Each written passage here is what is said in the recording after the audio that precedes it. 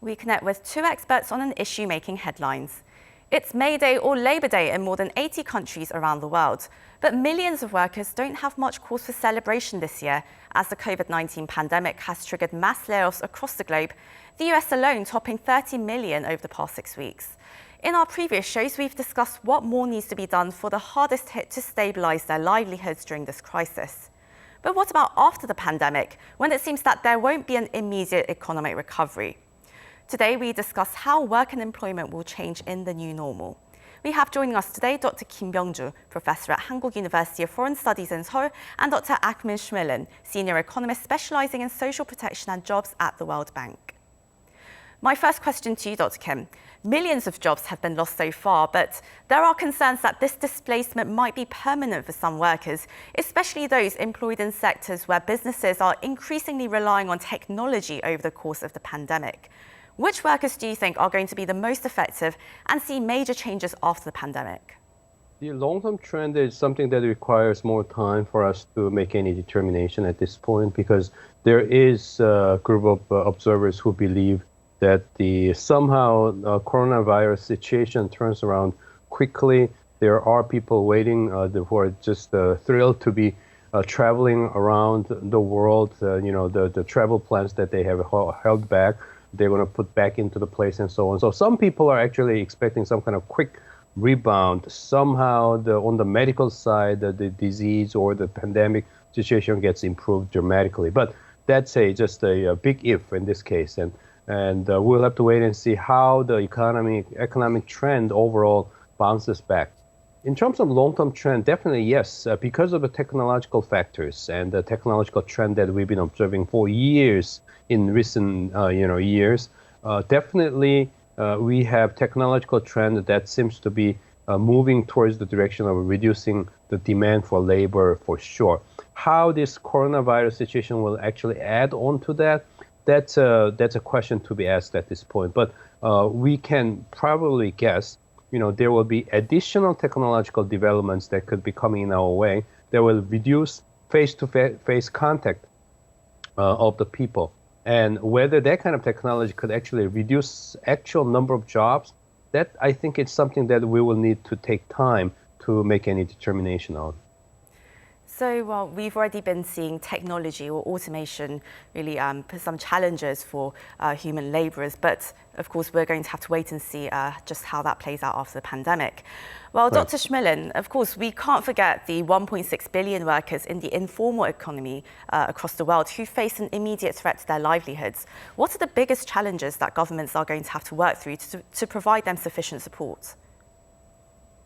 A very good morning. I'm very happy to be here, and I think it's really an apt topic to talk about the impacts of the pandemic on workers, because these are really going to bear the brunt of the economic damage that's going to happen. And in fact, informal workers, as you mentioned, are going to be particularly affected. I think this is because of three reasons. And first, I should say, what are informal workers? Informal workers are workers that are not covered by regular social insurance mechanism, like unemployment insurance, pension insurance, medical insurance. And in many countries across the world, this is actually not an exception. It's almost the norm. Especially in low and middle income countries, we see rates of informality of 50 to 90% of all workers. So these are really large groups of workers. And so why are they particularly affected, and why is it particularly difficult to help them in this very difficult situation? First, because they're already on the outset, even before the crisis, are often very vulnerable, very difficult situation, having trouble making ends meet even in the first place. Second, they're in exactly the kinds of jobs that Dr. Kim mentioned as being affected by the crisis. If the informal jobs are rickshaw drivers, cleaners, street sweepers, and the like, these are jobs where it's very hard to work from home. These jobs continue, and there's a face-to-face interaction very often. So there's more exposure to the crisis, more exposure perhaps to some of the lockdowns and other measures that have been taken. And third, by the very nature of the informality, a lot of the kind of standard support that we see, like I already mentioned, the unemployment insurance, will be much more difficult to reach these workers. And instead, we need to come up with alternative solutions that take account of the informality of these workers. Right. Well, I believe every worker has been affected across the world with this pandemic going on. But this crisis has really shed light on just how much we rely on our monthly paychecks, prompting discussion on universal income. Now, I'd like to hear from both of you on this, but Dr. Kim, why don't you go first? Is this an idea that governments or even big tech companies should be giving serious thought to? You mean the universal income? Yes, the universal income. Right. Yeah, I think the need for that system, program, I suppose, is greater than ever. And we have seen actually many governments around the world taking actions that resembles the basic idea of it. When governments offer, the lump sum cash to the people, like the United States, and the South Korea even is working on that kind of unprecedented measure that never existed before. And we realize this kind of measures are absolutely necessary, perhaps, in order to sustain the overall consumption activities of the people, so that we can sustain businesses and then sustain jobs altogether. And because of the technological trend before the corona times, because of the technological trend that seems to be moving towards the direction of reducing the demand of labor, a lot of people have been talking about the universal basic income and so on. But now finally we see that being implemented with the presence of coronavirus. And I would take the side with the observers who think that perhaps this is here, the overall idea of basic universal income is probably here to stay with us for a long time, even after the overall pandemic situation subsides. So this is something that we may need because of the overall long-term trend, not necessarily entirely because of the pandemic. As a key factor. Would you agree with this, Dr. Schmillen? Is our basic payouts, payouts of income or dividends, are they something that we should be seriously considering? So I would certainly agree with Dr. Kim that we need to think about new forms of support, and including new forms of income support in this crisis, and maybe more broadly because of these longer-term structural trends. We already discussed informality, and I mentioned that one of the challenges that a lot of the traditional means of support, like unemployment insurance, but also, wage subsidies, other measures do not quite reach this group of people. Now, that doesn't mean that these measures are irrelevant in the crisis. Quite on the contrary, because the crisis is really so broad-based, there are so many groups affected, that I do think we need a range of measures, a menu of measures.